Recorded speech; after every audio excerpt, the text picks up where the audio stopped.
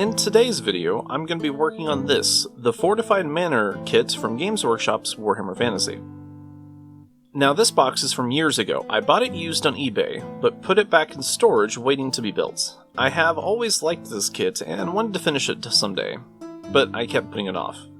Well, Games Workshop has recently re-released this kit for Warhammer the Old World, and if you want your own, you can pick it up for yourself. But for me, after 10 years, I'm finally going to start finishing it.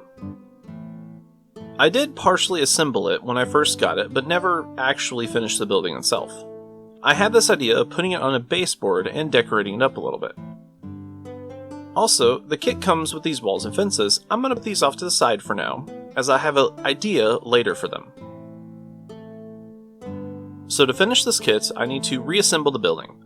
The manor comes in 3 sections.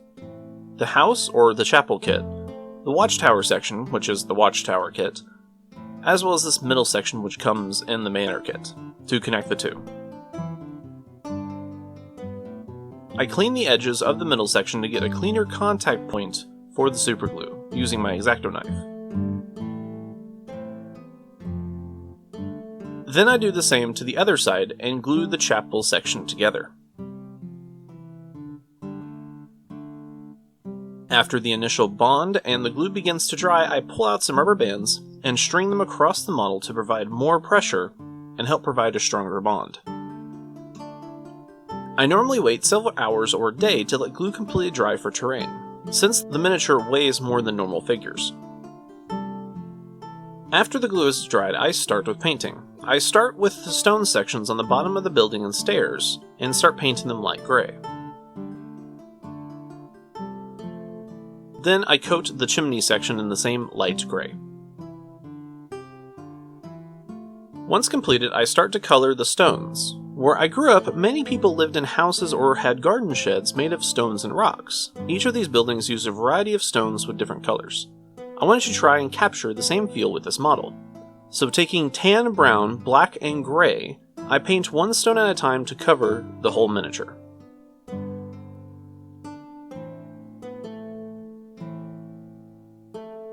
This is one of those tedious steps, but this is some of my favorite parts to paint, as I will grab a cold drink and put on one of my favorite YouTuber or podcasts, and listen to them while I just go along. I also do the same thing to the stairs.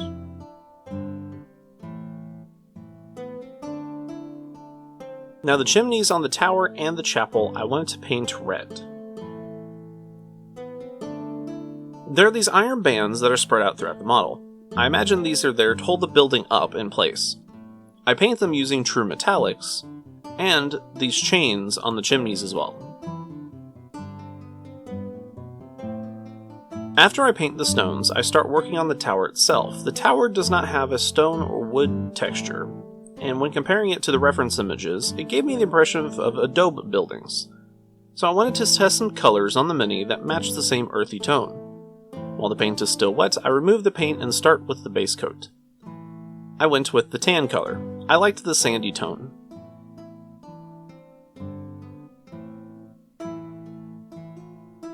Next are the roofs. I painted them using a blue when I first put them together. Now I want to paint them in red. I think the red overall looks better.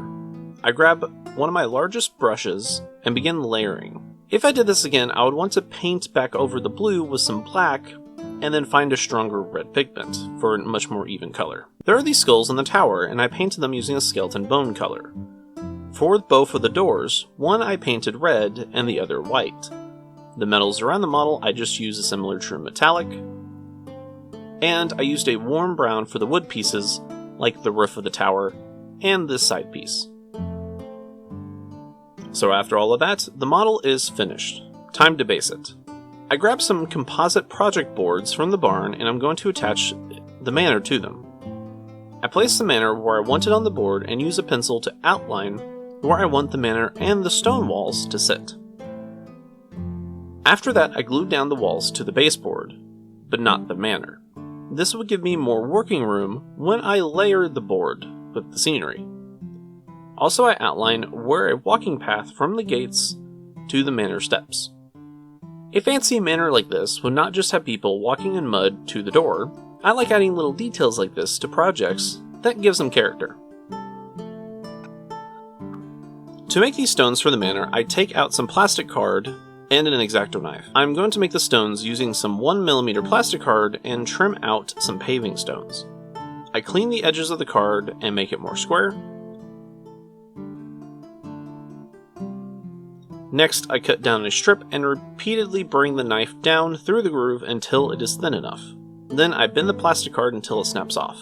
Now if you're going to try to do this at home, remember the cut has to be almost completely through. If the card is too thick, you could bend, warp, or break the plastic card in a way you did not intend. I use the edge of my knife to smooth off the edge. I then cut the piece into smaller squares, and I repeat this several times until I get as many as I think I need.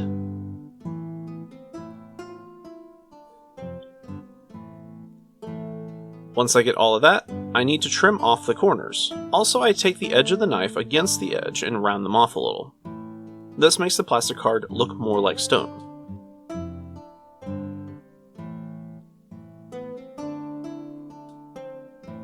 Now for the fun part back on the board, I start laying down the stones. I just try to dry fit them until they match around the same shape of the path that I've laid out, then I superglue them down. After getting the first half done, I notice the gates are not high enough for 1mm card to fit under the gate, so I use 0.5mm plastic card for those stones. Once it's done, it is starting to come together. Now for the scenery, I start by unloading glue bottle onto the board. I take one of my scenery brushes and spread the glue. If you have not done scenery before, I recommend using a cheap paintbrush from your local superstore or craft store. This brush's only use is to spread your glue around the scenery. Immediately after use, soak it in hot water and a degreaser soap, then rinse. I am trying my best not to get much glue past the outlines. I place a piece of poster board underneath the manor. This is to catch the sand when starting to pour it out. I like to coat the piece with way more than I need and gently push down on the board to glue it down as much as possible. I then lift up the piece, dust it off, and check any areas I missed, and then I go for a second round.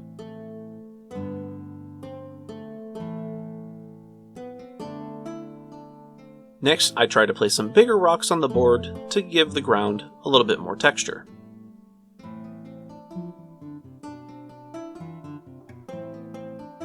And done. After everything dries, I go back over everything with Mod Podge to seal it down. This way the terrain is coated twice and is harder sealed to prevent chipping. So with that done, I spray paint it black with a primer and paint it in an earthy tone.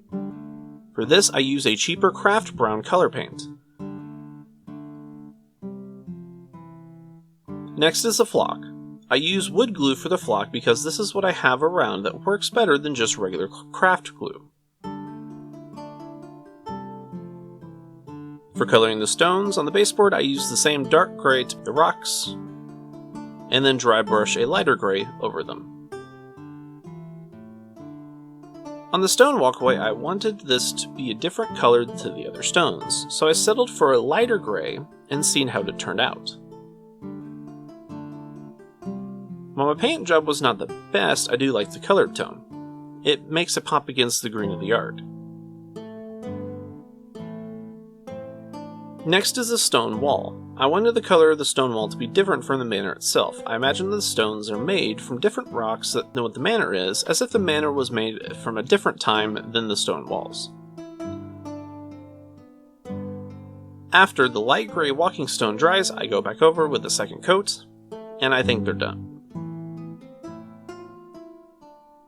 Back to the stone wall, I wanted to brush the stone with a light gray, and I ran into a little bit of a problem. So trying to dry brush the stone with the camera at my desk was kind of hard recording it. After the rest of my dry brushing, I paint the iron bars on the side of the walls. So the kit also comes with this little house. Now the display model puts this little shack shed at the top of the watchtower. I instead wanted to put it on this side of the yard. I start by painting the roof black to hide the blue. Next, I paint the walls in the same color of the manor. The door, I wanted to paint it in white for a contrast color. I paint the stones at the base of the walls in the same color as the manor.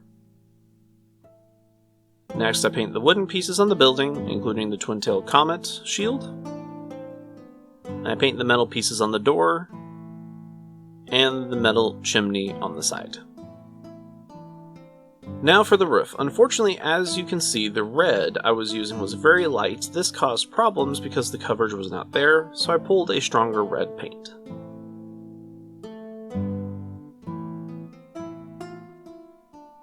I used some more wood glue and attached the buildings to the board and let them dry.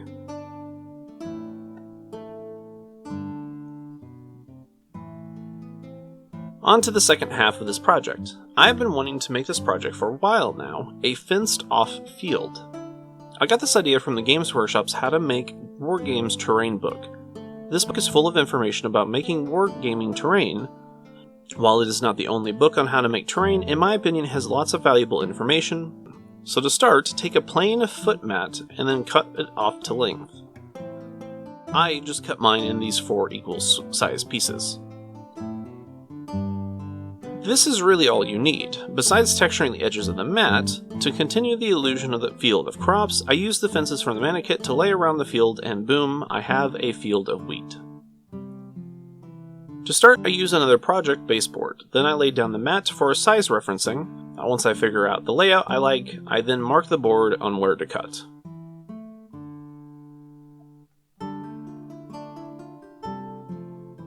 After cutting, I sand down the edges to smooth them out. And again, I lay everything out to make sure it lines up with what I want.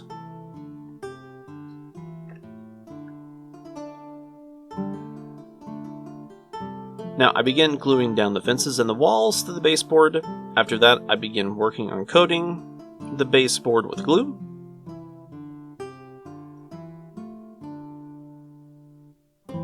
Then I pour sand onto the baseboard. After coating the whole board, I set it off to the side and begin working on the extra fence pieces while it dries. To make these fence pieces, I use 2 different craft sticks, one thin stick, which is basically a coffee stir stick, and a bag of balsa and basswood strips.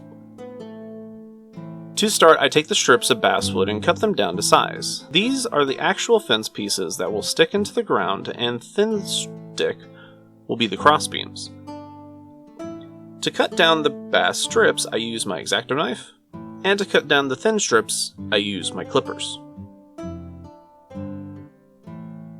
Using my X-Acto knife, I cut the thin strip in half, and then to assemble these pieces, I use both wood glue and super glue.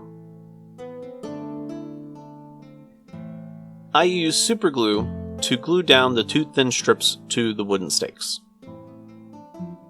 I don't worry about making the pieces fit neatly together, because I wanted to make them look a little wonky. When placing them on the ground, I place a large amount of glue underneath it. I'm not being light on the glue because I wanted the ground underneath to somewhat match the rest of the kit, having a build-up around it.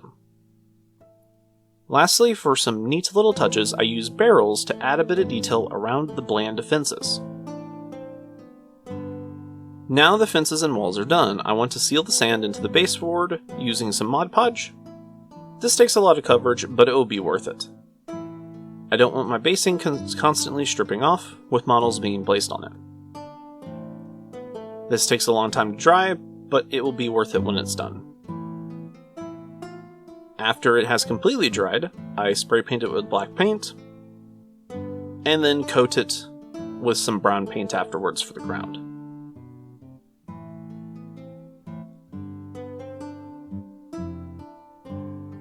It took 2 coats, but eventually I finished the ground, and then used some glue to apply a coat of flock. After gluing it down, I shake off all the excess. For painting the fence, I did not want a bright wooden color. I imagined the wood is old and rotting, so I wanted to try some dead gray colors. So I start with the same dark gray I always use, and then instead of building up to a lighter gray, I used a bone color and lightly dry brushed. And I think it came out good. Now onto the walls, I paint them just like the rest, using a dark gray, and then dry brushing a lighter gray above it. For the trees, I just use a wooden brown color. And I also paint the wicker regular fences in the same, and the barrels in the wheel.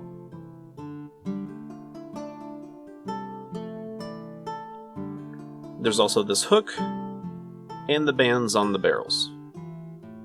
I'm almost done. I just need to also get these other small details like these middle bits scattered throughout, and also the star symbol.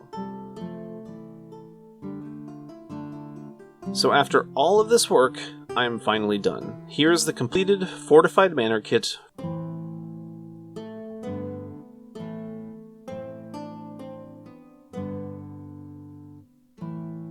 This has been my favorite project so far. I love making terrain, and these kits definitely came out the way I wanted them to.